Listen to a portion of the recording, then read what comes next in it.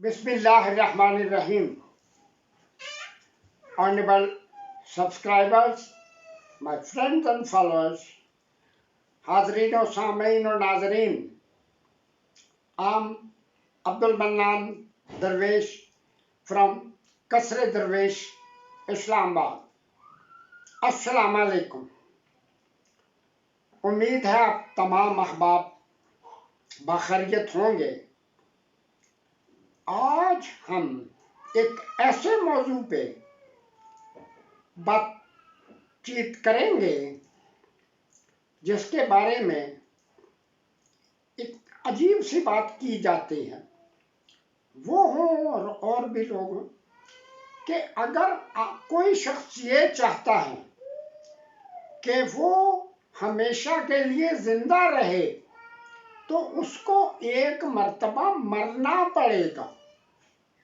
ये किस तरह का फलसफा है और वो लोग कौन होते हैं? आज हम तमाम माजूर अफराद की मुहसनाए आज़म और ख़ास तौर पे नाबीना अफराद की मुहसना डॉक्टर मरहूमा फातिमा शाह के बारे में ना सिर्फ डॉक्यूमेंट्स के मुताबिक कुछ मालूमात आप तक मैं पहुंचाने की कोशिश करूंगा, बल्कि अपने ज़ाती मरासम और उनसे हासिल होने वाले तजर्बात भी आपके इल्म में ज़रूर लाने की कोशिश करूंगा। Doctor Fatima Shah, N everlasting mother of visually impaired persons, नाबीना अफराद की मजाजी वालदा और वो वालदा जिसका नाम क़यामत तक, जब तक पाकिस्तान के और दुनिया के नाबीना अफराद अपनी बका के लिए जद्दोजहद करते रहेंगे, कोई शख्स उनमें से डॉक्टर फातिमा शाह को नहीं भूलेगा। क्यों नहीं भूलेगा? बेचारी फौत हो गई, फौत होने के बाद जिंदा हो गई।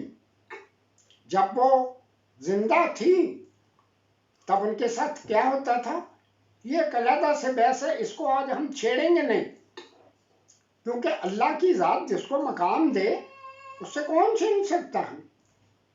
वो 1914 में बेरा एक मशहूर शहर है, सरगोदा के नज़दीक है, वहाँ पैदा हुई। उनकी वालदा बेरा की रहने वाली थी। बेरा फ्यूनिया आपको याद हो, वहाँ की मशहूर सौगात है। फिर हालात बदलते रहे,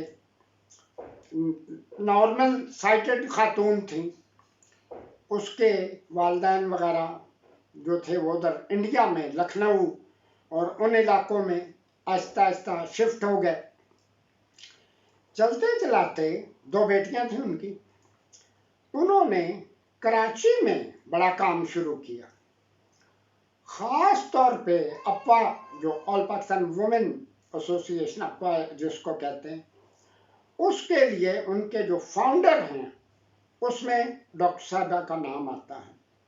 आपको याद है बेगम जिया खान, बेगम फिरोज खानून, बेगम शाहनवाज और बहुत सी खातून हैं, ख़वातीन हैं बहुत सी, के जिनके साथ मिलके उन्होंने जो वुमेन राइट्स और द मूवमेंट ऑफ पाकिस्तान, तहरीक पाकिस्तान में जिन ख़वातीन ने बढ़ चढ़ के हिस्सा लिया, उसमें डॉक्टर फातिमा शाह साहिबा का नाम मौजूद है।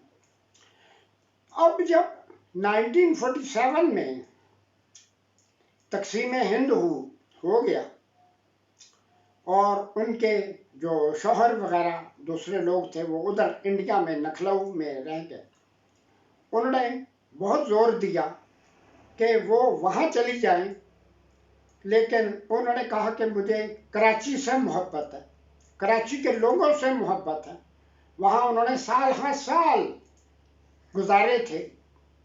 अब उन्होंने अपना शौहर اپنی دلچسپیاں سب کچھ کراچی کی خاطر، کراچی کے لوگوں کی خاطر قربان کرتی. آنے والا وقت کیا تھا کسی کو نہیں پتا ہوتا کہ کل کیا ہوگا، 5 منٹ کے بعد کیا ہوگا.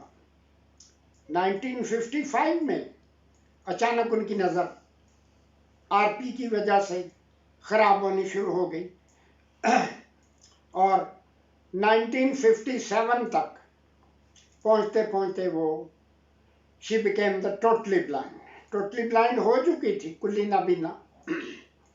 اب بہت بڑا صدمہ تھا، اور خاص طور پہ یہ جو انٹرنیشنل ٹائپ کی پرسنالٹی تھی ان کے لیے تو یہ جھٹکا یا صدمہ بہت بڑا تھا. اس کے بعد کی جو کہانی ہے میں نے کئی جگہ دیکھا، جو ڈاکومنٹس مجھے ملے وہ بھی لگاؤں گا ساتھ اس ویڈیو میں، لیکن اس کے بعد کی کہانی خود ڈاکٹر صاحبہ نے مجھے بتائی تھی. آج میں وہ دن یاد کرتا ہوں کہ جب 1973 میں وہ ہمارے گھر تشریف لائی تھی، اور عجیب و غریب باتیں تھیں. ان دنوں تو میری کوئی تعلیم بھی نہیں تھی، میٹرک کی تیاری کر رہا تھا، لیکن جو باتیں کی وہ باتیں مجھے یاد رہیں. اب وہ بتاتی ہیں کہ جب ان کی نظر ختم ہو گئی تو بہت پریشان تھی، چھوٹا موٹا کلینک چلا لیا، کچھ کر لیا. آخر بارسوخ خاتون تھیں، علاج کے سلسلہ میں یونائٹڈ اسٹیٹس گئی. امریکہ میں ایک انہی کی طرح کی خاتون تھی، doctor Isabel grant. Doctor grant مشہور ترین بلائنڈ کے لیے، امریکن بلائنڈ، یورپین بلائنڈ، کوئی ایسا نہیں جو ان کا نام نہ جانتا. ڈاکٹر گرانٹ سے ملاقات ہوئی. ڈاکٹر گرانٹ صاحبہ نے کہا کہ دیکھو فاطمہ شاہ، اب جو ہونا تھا وہ ہو چکا، یہ وہی کچھ ہے جو میرے ساتھ ہوا. نہ میری نظر ٹھیک ہوئی نہ آپ کی اب نظر ٹھیک ہو گئی. میں نے جو کام کیا تم بھی وہی کام کرو. فاطمہ شاہ صاحبہ نے پوچھا کہ کیا کیا جائے؟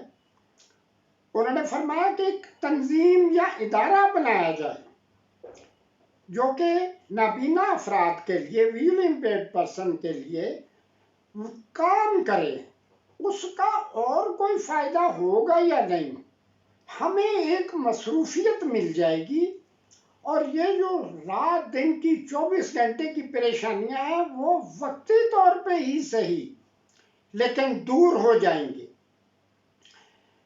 کافی بحث و مباحثے کے بعد ڈاکٹر فاطمہ شاہ صاحبہ کو یہ بات سمجھ آ گئی.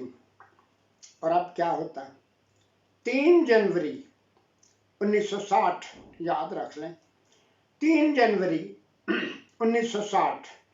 آپ کو پتا 4 جنوری جو بریل کا مجد تھا، لوئی بریل کی برتھ ڈے ہوتی، تو اس سے ایک دن پہلے 3 جنوری 1960 کو پی اے بی، پاکستان ایسوسی ایشن آف دا بلائنڈ کا قیام عمل میں آیا، اور ڈاکٹر فاطمہ شاہ صاحبہ اس کی فاؤنڈر چیئرمین بنی. اور ان کی سرکردگی میں پی اے بی کہاں تک پہنچا، کیا کچھ ہوا، وہ تو ایک علیحدہ معاملہ ہے.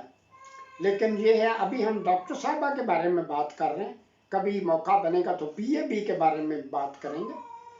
تو انہوں نے دیکھتے ہی دیکھتے پورے ملک کا وزٹ کیا، اور جو معاملات آگے بڑھے مجھے اب تک یاد ہے کہ آل انڈیا ریڈیو سے ان کا انٹرویو ایک زمانے میں نے خود سنا. تو انہوں نے فرمایا کہ میں پوری دنیا میں گھومتی ہوں اور اکیلی گھومتی ہوں. وہ دور آپ اندازہ کریں، یہ آج ہم 2023 میں، وہ 1960 اور 1970 کے درمیان کی بات ہے. تو اس دور میں وہ اتنی ایکٹیو تھی. اب اس کے بعد وہ کہانی شروع ہوتی ہے جو میں نے خود ڈاکٹر صاحبہ سے سنی تھی. جب ہمارے گھر تشریف لائیں تو انہوں نے بتانا شروع کیا کہ جی جب انہوں نے یہ کام شروع کر لیا، مختلف فیکٹریز میں جانا، کارخانوں میں افسران کو ملنا کہ جو ہمارے بلائنڈ لوگ ہیں ان کے لیے کچھ نہ کچھ کیا جائے، تو وہ دور تھا جہاں بلائنڈ کی ملازمت، جاب وغیرہ کا تو کوئی کانسیپٹ ہی نہیں تھا، سوچا ہی نہیں جاتا تھا. لیکن انہوں نے کوشش کی تو باتوں باتوں میں فرمانے لگی کہ ایک فیکٹری میں گئی. ان دنوں یہ ایک اس طرح کا کام ہوتا تھا کہ سامان جو ہے پیک کر لینا، پیکنگ انڈسٹری اس کو کہا جاتا تھا، کہ وہ بلائنڈ آدمی بآسانی کر سکتا تھا. فیکٹری کا جو مالک تھا اس سے کہا کہ پیکنگ میں ہمارے ایک دو بندے بلائنڈ جو ہیں وہ رکھ لیں. وہ پرانا کوئی روایتی ذہن کا مالک تھا، اس نے کہا نہیں نہیں، آپ ڈاکٹر صاحب چھوڑیں اس بات کو، آپ یہ 2000 روپیہ لے لینا، اپنی تنظیم کے لیے آگے بڑھائیں کام. ڈاکٹر صاحب نے کہا کہ نہیں، مجھے پیسوں کی کمی نہیں ہے. ایک بندہ اگر اس دور میں 100 روپیہ ماہانہ بھی لے لے تو وہ اس کی پوری زندگی جو ہے آسانی سے گزر جائے گی. بات بڑھتی رہی، آخر بات 10,000 روپے تک آئی. مالک نے کہا کہ ڈاکٹر صاحب آپ 10,000 روپیہ لے لیں، یہ چھوڑ دیں بات. ڈاکٹر صاحب نے کہا کہ نہیں ہو، پیسہ مجھے چاہیے ہی نہیں. یا تو ہمارا بندہ رکھے، ایک دو بندے رکھے، نہیں تو پھر نہ صحیح، جو بھی کچھ ہوا. تو انہوں نے وہاں سے آگے ہی واپس، پیسہ کوئی نہیں لیا اس سے. پھر ان کی کوششوں سے، آج ہر بندہ کہتا ہے میری کوششوں سے، کیونکہ وہ موجود نہیں ہے نا. پرائیویٹ ایجوکیشن تھی ان دنوں، سرکاری ایجوکیشن کا کچھ اس طرح کا سسٹم نہیں تھا، جو بعد میں نیشنلائزیشن بھٹو صاحب کے دور میں ہوئی اور تمام چھوٹے موٹے جو تعلیمی ادارے تھے ان کو سرکاری حیثیت حاصل ہو گئی. لاتعداد لوگوں کو بریل ٹیچر کے طور پہ کراچی اور سندھ میں لگوا لیا. پرائیویٹ سکولوں میں بریل ایک آپشنل مضمون کے طور پہ متعارف کرایا اور وہ کام چلتا رہا. بعد میں جب نیشنلائزیشن ہوئی، وہ جو تمام ٹیچر حضرات بریل ٹیچر کہہ لیں، جو بھی کہہ لیں، بریل ٹیچر ہی کہلاتے تھے، تو وہ سرکاری جاب ان کا ہو گیا، خود بخود آٹومیٹیکلی سرکاری جاب ہو گیا. ایک تو ڈاکٹر صاحبہ کا یہ کام جو انہوں نے مجھے خود بتایا تھا سارے کا سارا. اب بات یہ ہوئی، ایک عجیب سی بات ہے جو مجھے آج تک سمجھ نہیں آئی، لیکن میں بہت سوچتا ہوں. باتوں باتوں میں فرمانے لگی کہ ہم نے پوری عمر ایک کاز کے لیے، کام کے لیے لگا دی اور کچھ نہیں دیکھا. ممکن ہے تم بھی ساری عمر کام کرو. شاید ان کو اندازہ ہو گیا تھا کہ مجھے اللہ نے اس کام کے لیے بھیجا دنیا میں. اگر تم ساری عمر کام کرتے رہے تو کچھ حاصل نہ بھی ہو، افسوس نہ کرنا، کام نہ چھوڑنا، کام نہ چھوڑنا. اور ساتھ ساتھ یہ کہیں کہ کبھی کمپرومائز نہ کرنا. اب میں نے تو اندر میٹرک بھی نہیں کی تھی، مجھے کیا بتاؤں کمپرومائز کیا ہوتا، لیکن میں نے یہ دونوں باتیں یاد رکھ لی. اس کے بعد وہ تشریف لے گئی. اب کمپرومائز کا تو مجھے بہت بعد میں یہ پتا چلا کہ اس کے معنی کیا ہوتے ہیں. مصالحت نہیں کرنی یا مصلحت اندیشی سے کام نہیں لینا کہ چلو ٹھیک ہے، باہر کھڑے ہو کے منسٹروں کو گالیاں دے دینی ہیں اور اندر جا کے پاؤں پکڑ کے گرانٹیں لے لینی ہیں، یہ اس طرح کی باتوں. اب بات ہوئی حالات، میری بہت زیادہ جو بایوگرافی اور سب کچھ میں علیحدہ علیحدہ کر کے ون بائی ون آپ لوگوں کے سامنے لا رہا ہوں کہ دیکھتے ہی دیکھتے ایسے حالات بدلے. اب لیکن جو حالات بدلے، یہ افسوس مجھے زیادہ ہونا شروع ہوا کہ کاش ڈاکٹر صاحبہ زندہ ہوتی تو یہ دیکھتی کہ میرے سے تو اللہ نے وہ کام لیے جو جن کو گننا ہی ممکن نہیں. بہرحال اس کے بعد بھی कराची और इधर उधर मुख्तलिफ फंक्शंस में डॉक्टर साहबा से तफसीली मुलाकात होती रही कई मरतबा, और आखिरकार 12 अक्टूबर 2002 में वो खालिक हकीकी के पास एक मुजाहिदा की तरह एक फातेह की विक्टोरियस पर्सन की तरह अल्लाह के पास चली गई और फिर दोबारा जिंदा हो गई। अल्लाह ताला की शान में एक बात ये कही जाती है कि अल्लाह की ताकत में ये चीज मौजूद है कि किसी को पैदा करे, मार दे और फिर जिंदा करे। ये मजाजी बातें हैं, समझने की बातें हैं। जगह जगह डॉक्टर फातिमा शाह साहिबा को याद किया जाता है, उनकी पैदाइश के दिन मनाए जाते हैं, उनकी वफात के दिन मनाए जाते हैं। क्यों मना, और इंशाल्लाह ये मनाए जाते रहेंगे हमेशा हमेशा के लिए, क्योंकि उन्होंने वो एक ऐसा काम कर दिया।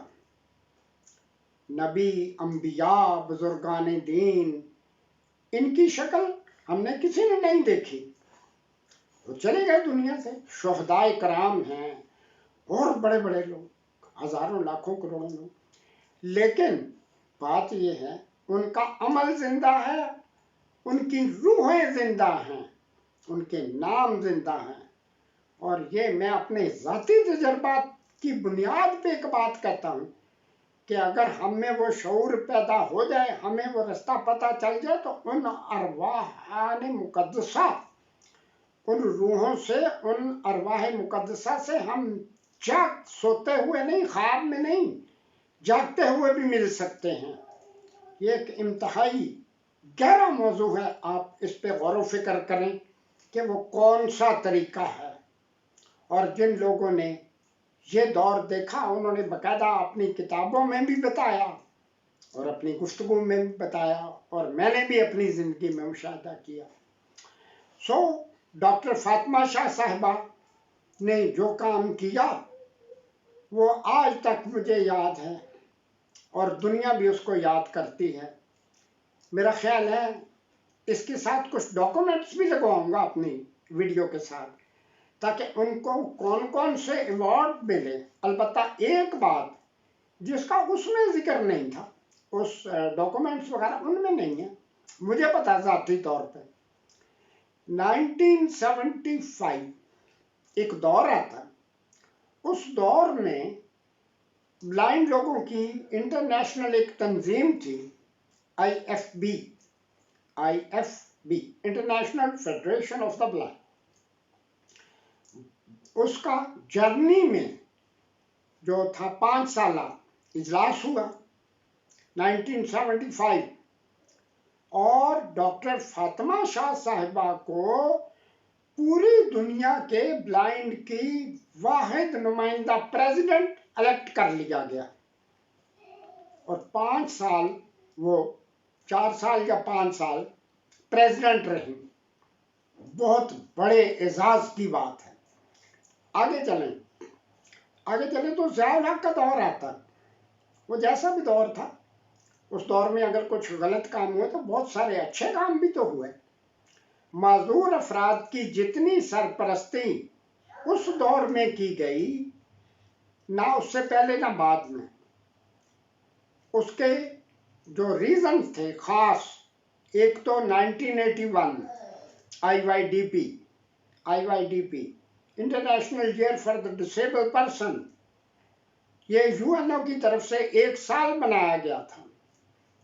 एक तो उसका हमें फायदा हुआ, सही मानों में डिसेबल वेलफेयर जो है उसको सही मानों में उरूज जो हासिल हुआ वो 81 में IYDP।